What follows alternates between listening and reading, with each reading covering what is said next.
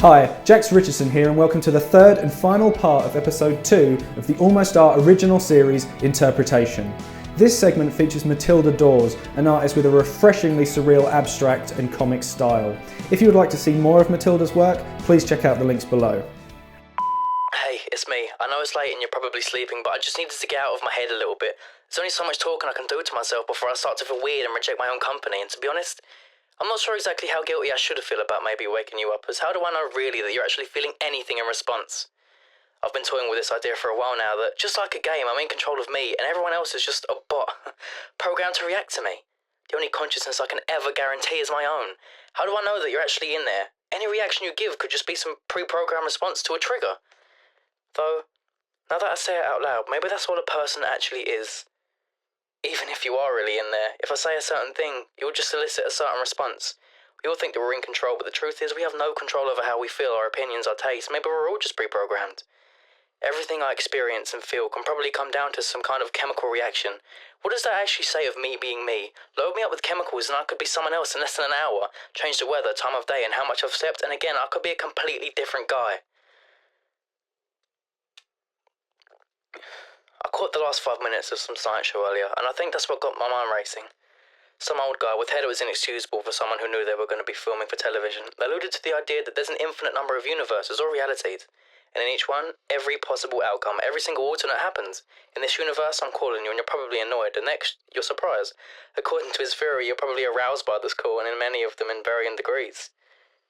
If that is the case, does that mean heaven, if there is one, will be filled with an infinite amount of versions of me that will vary ever so slightly? Or will there be an infinite amount of different heavens suitable for each variant? If there are an infinite number of universes where everything is ultimately possible across all of them, does that mean that some of them must feature technology that makes it possible to travel across universes? Does that mean that in those realities, ultimately nothing is of consequence? You kill someone in your universe, travel to the next one where you didn't kill someone. Does that mean it happened or it didn't? I know that a lot of what I'm saying probably doesn't make much sense to you. Truth is, none of this makes much sense to me either. I'm working so hard to please many people, and I keep wondering why. I have no idea of our place in the grand scheme of things, what any of this actually means. I talk about legacy and leaving things behind and being remembered, but even if I manage to be remembered for the next 5 or 6 generations, even in the timeline of the universe we currently have, I'd probably still be unbelievably insignificant. People spend their life searching for meaning. Some find it in religion, some in science. Some seem to be able to make peace with the idea that they won't ever be able to truly understand, and the really lucky ones haven't even considered it. They just live. Whether you're really there, or just a bot programmed to react to me, I am grateful that I have you to call. The first thing I wanted to ask you about was, what was your initial reaction to what you heard? Conversational and quite maybe a little bit depressing. Yeah. At least when I started to get the hang of what he was talking about, and it was just generally a kind of massive freak out about kind of philosophy, really. How did you handle sort of channeling the chaos of what you was listening to into ultimately something you could work towards? I sketched what I was hearing. So can you talk us through sort of what's on? Him sort of waking up in the middle of the night, freaking out, calling his mate, who's like, yeah, but you could just be a robot, essentially, because, like, how do I know that you're actually feeling anything to what I'm saying? And then he was talking about going from one universe to another in different dimensions, and, like, if he goes to another dimension where he hasn't killed someone, but he had in the other world, would he still have killed them, and all this kind of mind stretching stuff, which was this scribble here, and then I went on to the sort of beginning of that one. And this character that you've gone on to create there, yeah, who is that in relation to what you were listening to? It's kind of the guy that was making the call. Okay, so you've made him this himself. It's what he's afraid of being, as essentially a bot. Oh, I see. Is what it seemed like. And so when he was talking about the universe and things getting a bit mad, and how he could be the centre of the universe, essentially, and everything is just operating in a robotic sense to suit him, that's kind of what all that is about. And in the centre, it's somewhere between like the kind of fetus imagery, and but it started as the thinker. Okay. Because that's what he's doing. He's just thinking and driving himself a bit mad with it.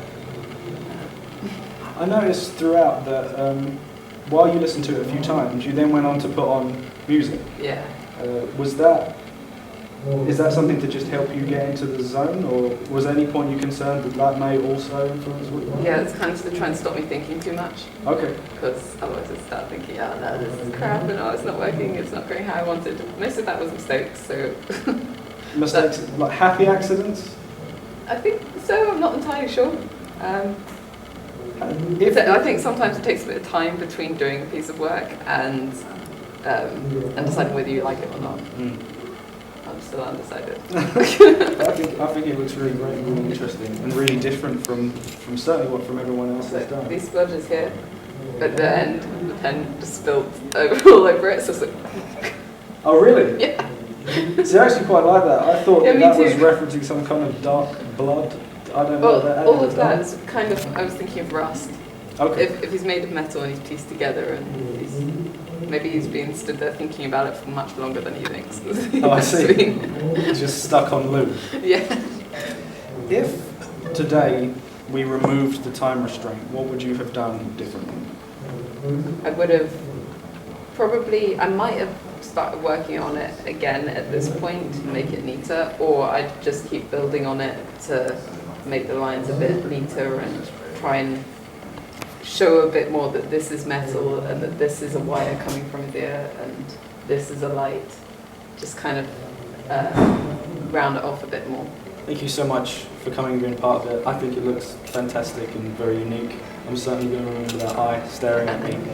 Thank you. Thank you. That was Matilda Dawes there. I really loved the character that she created.